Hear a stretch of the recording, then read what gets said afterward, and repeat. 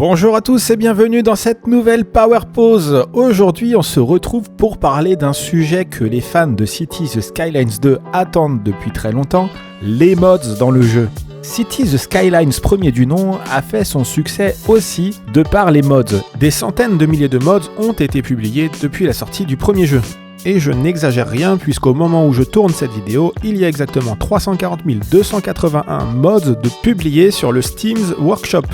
Mais alors pourquoi les mods ont-ils autant contribué au succès du premier jeu Cities Skylines ? Les mods offrent aux joueurs la possibilité de personnaliser leur expérience de jeu selon leurs préférences. La communauté de modders a créé une multitude de contenus variés, allant de nouveaux bâtiments et routes, en passant par la modification de l'IA et des mécaniques de jeu, enrichissant donc l'univers du jeu de base. Certains mods corrigent bien évidemment aussi des lacunes dans le jeu. Les mods peuvent aussi apporter des idées nouvelles et innovantes, introduisant des nouvelles fonctionnalités inédites qui stimulent l'intérêt du jeu et donc des joueurs. Les mods fédèrent, la communauté de modding est une communauté qui est connue pour être très active. Des créateurs passionnés produisent des contenus de haute qualité, maintenant ainsi l'engagement des joueurs. L'interface de modding de Cities Skylines est relativement accessible, ce qui permet au plus grand nombre de profiter d'une expérience de jeu enrichie avec les mods. La communauté de modding peut compter sur le support des développeurs du jeu Cities Skylines. En effet, l'équipe de dev du jeu a soutenu activement la communauté de modding sur le premier titre. Il est évident qu'il en sera de même pour Cities Skylines 2. Les mods sont une réponse à la demande des joueurs. Les mods sont souvent créés en réponse aux demandes et aux besoins des joueurs, ce qui contribue à maintenir un lien étroit entre les créateurs et leur public. Et enfin, je l'ai cité précédemment, les mods allongent la durée de vie d'un jeu. En offrant une variété constante de nouveaux contenus et de nouvelles fonctionnalités, les mods prolongent significativement la durée de vie de Cities Skylines. La mise à disposition permanente de nouveaux contenus incite les joueurs à revenir régulièrement pour découvrir de nouvelles expériences. Vous l'aurez compris, pour toutes ces raisons, le jeu Cities Skylines 2 semblait bien fade sans les mods. Depuis quelques jours, Paradox a donc corrigé le tir en sortant en bêta les mods ainsi qu'un éditeur de map. Nous allons donc dans cette Power Pause tester ensemble les mods et l'éditeur de map fera l'objet d'un prochain épisode de cette série. Alors, pour tester les mods, c'est tout simple, on a donc un compte Paradox et on va aller ici, vous voyez, il y a deux nouveaux menus, donc mods et éditeur. Donc là, on va aller dans mods. Voilà, et là, on tombe dans le store Paradox Mods. Que trouve-t-on dans ce store ? Donc, bienvenue dans le Paradox Mods.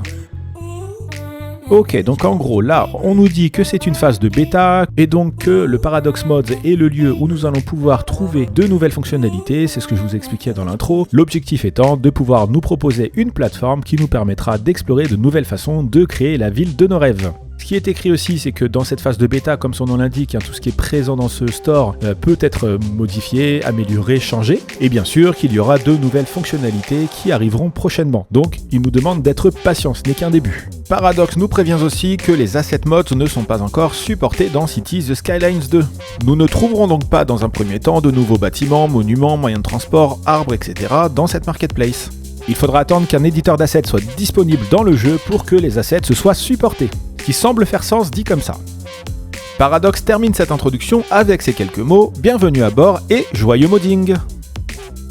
Les habitués des mods dans le premier titre Cities Skylines ne seront pas perdus dans ce nouveau store puisqu'ils retrouveront certains des mods qui ont fait le succès de la première version.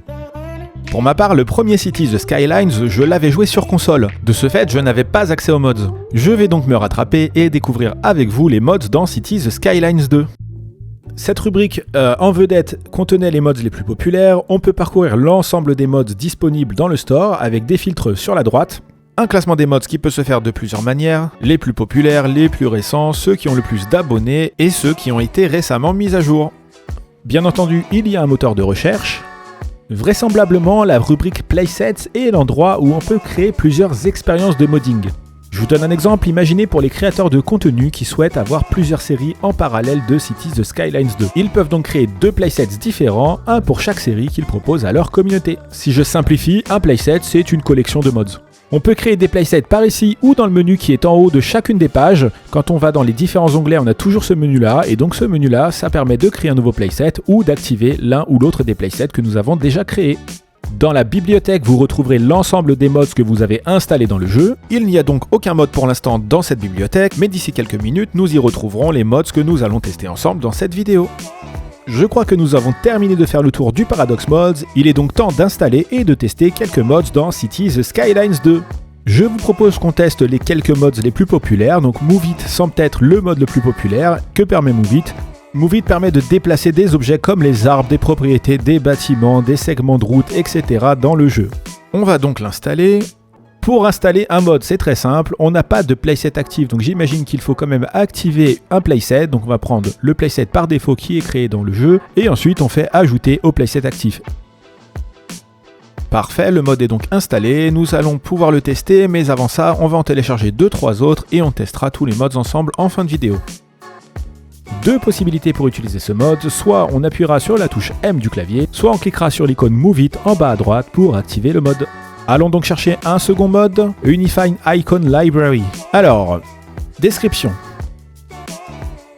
Ok, donc ce mode est un mode pour les modeurs, visiblement, ça permet de mettre à dispo des modeurs, des icônes qui ressemblent aux icônes officielles du jeu, ce qui permet d'avoir une cohérence dans les modes proposés sur ce store. Nous n'avons pas pour ambition de créer des mods, on va donc sortir de ce menu Anarchy. Alors, Anarchy c'est quoi ? Ok, Anarchy ça permet de désactiver les erreurs dans les outils. Les erreurs ne sont donc plus du tout visibles avec ce mode. Ok, donc c'est peut-être le mode qui peut nous sortir de certaines galères que nous avons actuellement dans le jeu. Dans notre série consacrée à la ville de Power City, on a quelques problèmes avec des messages d'erreur dans le jeu. C'est donc peut-être notre sauveur, ce mode finalement, le mode qui va nous permettre de supprimer ces messages d'erreur. On va le voir un peu plus tard dans cette vidéo. Dans ces 3 captures d'écran là, je n'ai pas l'œil assez expert pour comprendre ce qu'on aurait dû avoir comme message d'erreur. Donc si vous êtes plus connaisseur que moi et que vous découvrez ici sur ces captures des erreurs que le jeu devrait afficher, n'hésitez pas à le mentionner en commentaire qu'on comprenne à quoi sert ce mode Anarchy. Alors ce qui est cool, c'est qu'on peut aussi aller voir des vidéos YouTube, on a le forum de Paradox, on a les canaux Discord, GitHub et on peut faire des dons via PayPal. Donc les modeurs ont de quoi aussi nous apporter du support dans cette rubrique plus d'infos sur les mods. On voit aussi que certains mods ont des dépendances. Ce qui est drôle, c'est que nous allons finalement installer la librairie d'icônes unifiée. On le voit ici, c'est un des prérequis. On a un deuxième prérequis et donc quand on va vouloir installer ce mode, regardez, ça va nous mettre un message en nous disant il y a des prérequis, voulez-vous aussi les installer ? On les installe et donc on aura installé 3 mods finalement, ces deux-là plus le mode Anarchy. Parmi les mods les plus populaires, il y a visiblement un mode qui permet de débloquer l'ensemble des tuiles de la map, soit 529 tuiles d'après ce visuel. Et donc comme vous pouvez le constater, avec ce mode, on n'a pas besoin d'acheter les tuiles une par une, on a directement l'ensemble de la map qui est débloqué. Bon, on va pas se mentir, ça ressemble un peu à un cheat code ce mode. Hein. Et d'ailleurs pour cette raison, même s'il fait partie des mods les plus populaires, je ne vais pas l'installer. Ensuite, on va découvrir quelques modes intéressants. Je pense qu'on peut regarder celui-ci, Line Tools, qui permet de faire donc des trajectoires, des courbes, des lignes.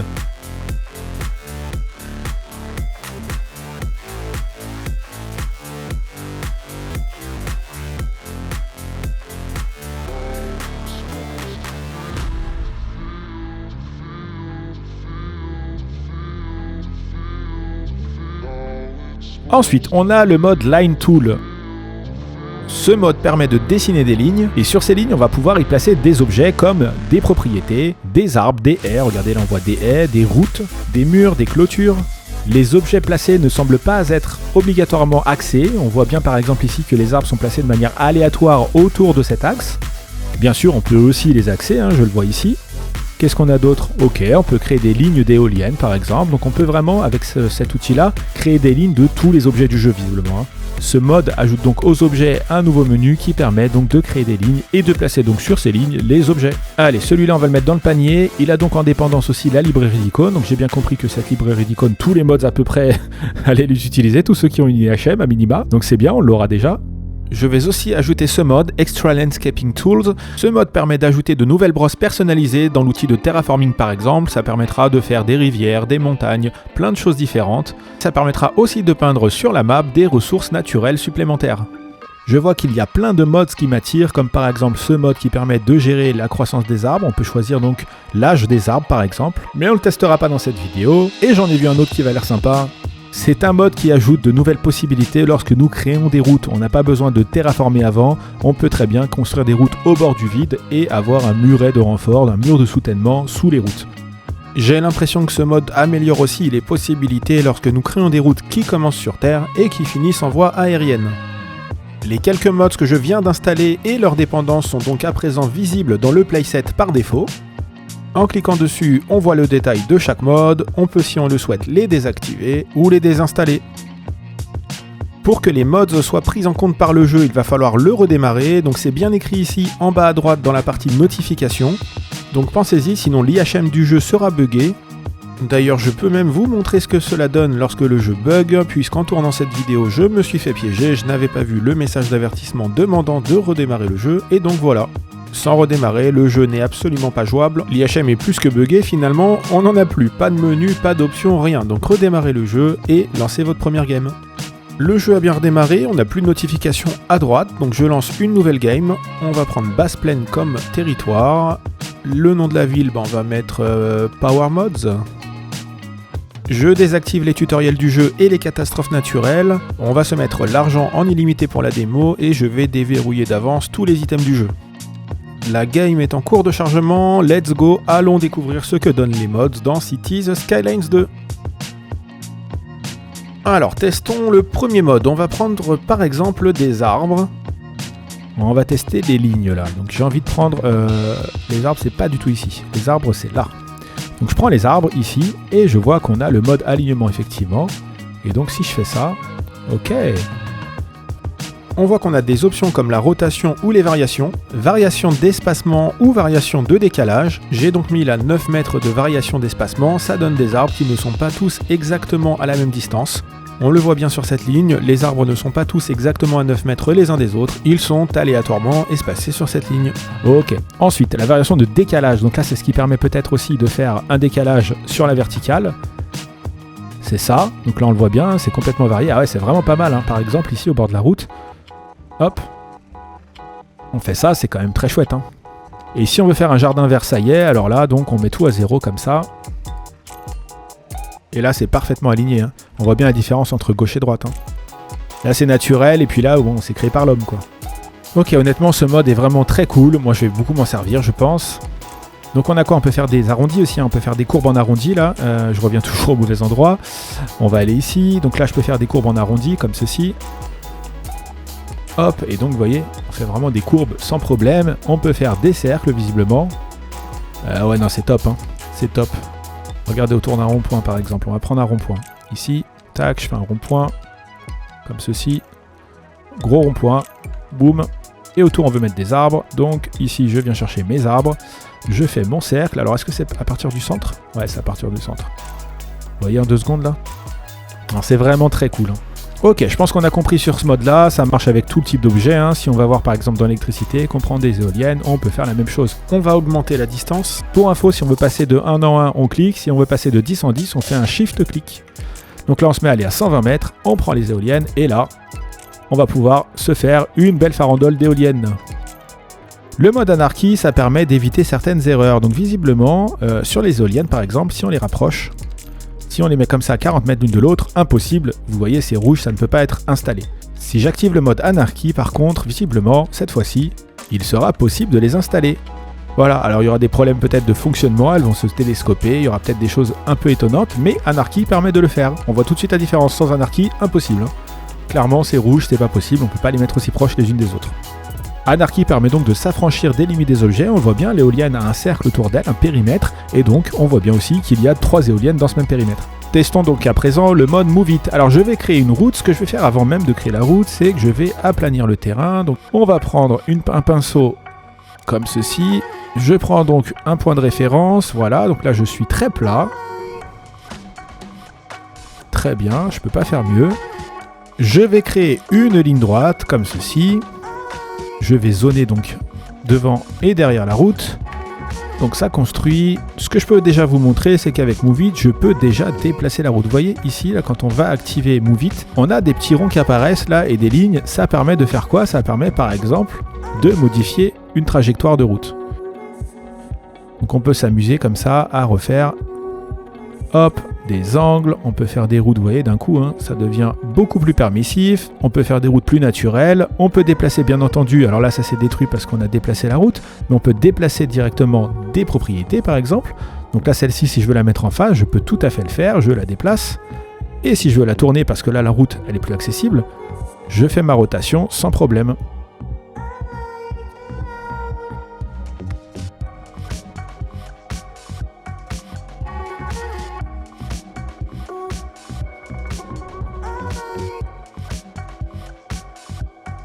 On va attendre qu'une propriété soit totalement terminée de construire et on va pouvoir tester ça.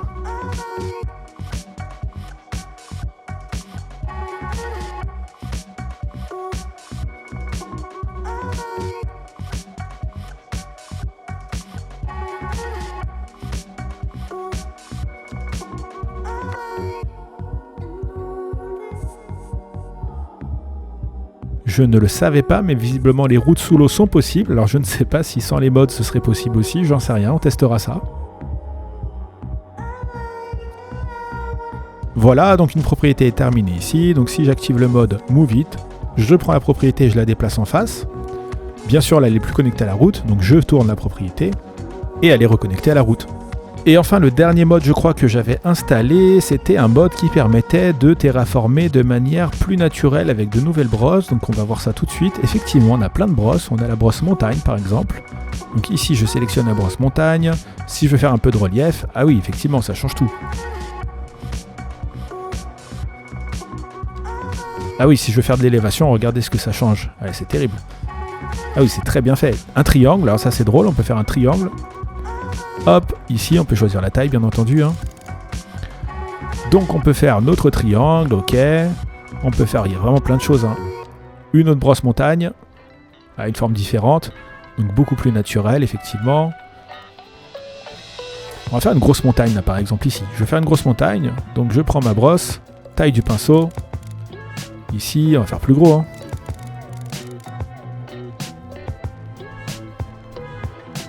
Ah, effectivement, c'est bluffant. C'est bluffant. Qu'est-ce qu'on a d'autre?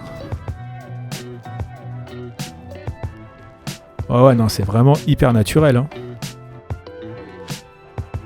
Montagne, montagne.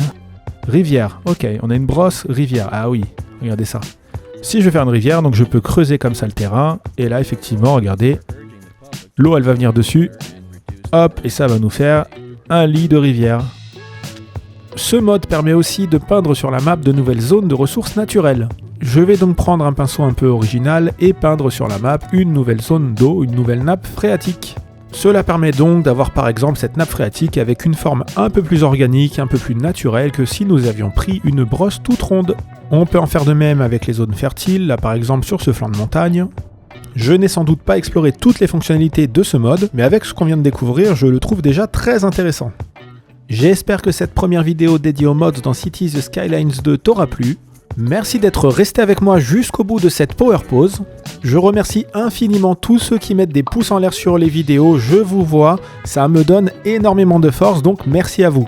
Je suis curieux de savoir ce que tu penses des mods, donc n'hésite pas à me le dire en commentaire. Et enfin, si tu as aimé ce contenu et que tu ne veux pas rater les prochains épisodes, abonne-toi. Je vous dis à très bientôt pour une prochaine Power Pause ensemble. D'ici là, portez-vous bien. Ciao!